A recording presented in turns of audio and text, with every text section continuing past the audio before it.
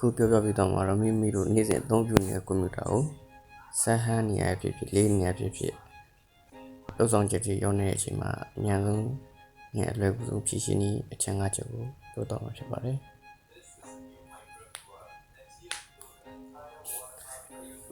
မိကွန်ပျူတာရဲ့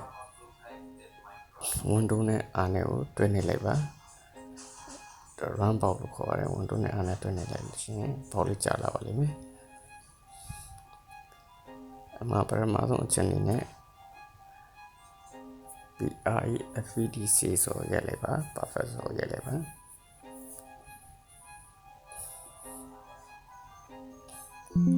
OK ပေးလိုက်ပါ continue နေလိုက်ပါတချို့ကျန်းဖိုင်တွေကတော့ဖြတ်မရတဲ့စစ်စမ်းလှုပ်ဆောင်ခြင်းနဲ့ဖြတ်မရကျန်းဖိုင်တွေရှိပါတယ်အဲ့ဒါရဲ့အတွက်ကတော့ဖြတ်ဆရာမလို့ဘူးဒါဆိုရင်ကျွန်တော်တို့နောက်ွယ်မှာသုံးထားတဲ့ browser ဖြစ်ဖြစ် software တူဝင်လာဖြစ်ဖြစ်internet သုံးလာဖြစ်ဖြစ်ကိုသုံးခဲ့တဲ့ software ရဲ့နောက်ွယ်မှာကျန်ခဲ့တဲ့ကျန်းဖိုင်တွေပဲဖြစ်ပါတယ်ဒါဆိုရင် control A select ပေးလိုက်ပါပြီးလုံးလုံးပြဖို့ဆိုရင် shift delete နှိပ်လိုက်ပါWindows ရဲ့ shift key ပေါ်မှာ shift delete နှိပ်ပြီး yes ပေးလိုက်ပါဒါဆိုပထမတစ်ချက်ကျန်းဖိုင်လေးရှင်းပြီးတော့ပြီဒုတိယချိန် run ပေါက်ကို Windows နဲ့ R နဲ့တွဲနှိပ်လိုက်ပါပြီး DMB တန်ဆိုလေးရိုက်ထည့်လိုက်ပါဒီမှာဆိုရင်ကျန်းဖိုင်85ပိုင်းရှိရပါတော့အားရ control A select all ပြီးပြီးတော့ shift delete shift နဲ့ delete နဲ့တွဲနေလိုက်ပါပြီး yes ပေးလိုက်ပါဒီမှာဖြတ်မရတဲ့တချို့ဖိုင်ရှိနေတဲ့ skip လုပ်လိုက်ပါဒါဘာလို့ဖြတ်မလဲဆို system ရဲ့တချို့ run နဲ့ software ဖြစ်တဲ့အတွက်ဖြတ်မရပါဘူးနောက်ထပ်တစ်ချိန် Windows နဲ့ R နဲ့တွဲနေလိုက်ပါပြီးရင် % တန်ဆိုပြီးရလိုက်ပါ OK ပေးလိုက်ပါဒီမှာဆိုရင်1000ကျော်ရှိနေအောင်တွေ့ရပါတယ်ဖြတ်လို့ရတဲ့အပိုင်းကုန်ဖြတ်ပါမယ်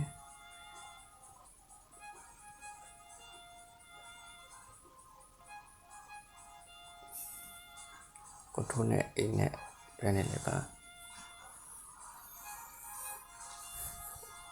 shift delete နေလိုက်ပါပြီးရင်ဖြတ်မရပိုင်းတွေအတွက်အမှန်ကြီးပဲပြီး skip လုပ်ပေးလိုက်ပါဒါဆိုရင်24ဖိုင်ကတော့ဒါ system running ဖြစ်တဲ့အတွက်ဖြတ်လို့မရပါဘူး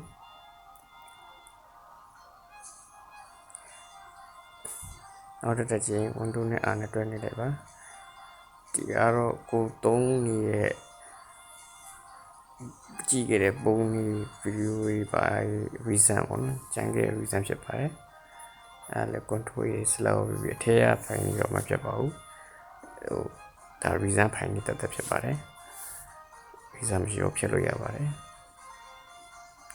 select ပြီး shift delete နဲ့နှိပ်လိုက်ပါပြီး yes ပေးလိုက်ပါနောက်တစ်ချိန် Windows နဲ့ R နဲ့ကိုတွဲနေလိုက်ပါပြီး clean mgr ဆိုရလိုက်ပါဒီမှာ Windows တင်ထားတဲ့ partition select ပေးလိုက်ပါ OK နေလိုက်ပါဒီနားမှာကိုဖြတ်မဲ့ဟာဘာဖြစ်မလဲဆိုတော့ temporary file တွေဖြတ်လို့ရမယ် reset file တွေကနေဖြတ်လို့ရမယ်တန့် file တွေဖြတ်လို့ရမယ်တော့ download ဆွဲထားရှင် download file တွေဖြတ်လို့ရမယ်အဲ့ဒါတွေကို select တည်တံ့ UV ကြောင့်ဖြတ်ပေးလိုက်ပါအခုတော့ဖြတ်ထားဖြစ်တဲ့တိတ် file ကတော့တိတ်မရှိပါဘူးWindows ရဲ့ file တွေမဖြစ်ပါဘူးကိုဆွဲခဲ့သုံးခဲ့တဲ့ file တွေပဲဖြစ်ပါတယ်ဖြတ်လို့ရပါတယ် OK ပေးလိုက်ပါဒါဆိုသူဖြတ်နေပါပြီ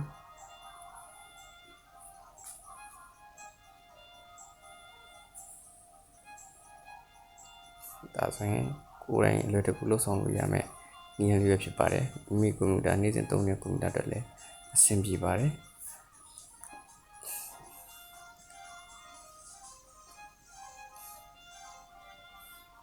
အားလုံးကျေးဇူးတင်ပါတယ်